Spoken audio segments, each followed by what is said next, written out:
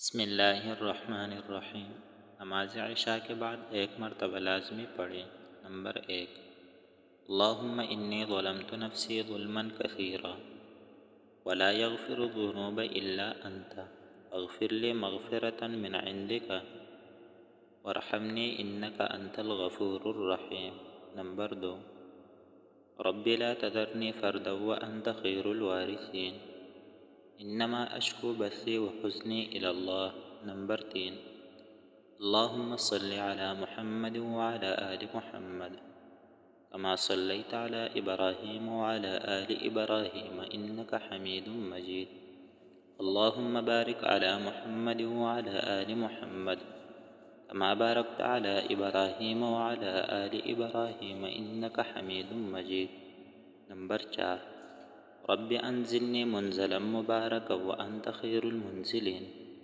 حدیث شریف میں آتا ہے کہ جو شخص ایک مرتبہ نبی کریم صلی اللہ علیہ وآلہ وسلم پر درود شریف پڑھے، اللہ سبحانہ و تعالیٰ اس شخص پر 10 رحمتیں اور اس کے 10 گناہ 10 درجات بلند فرما دیتے ہیں۔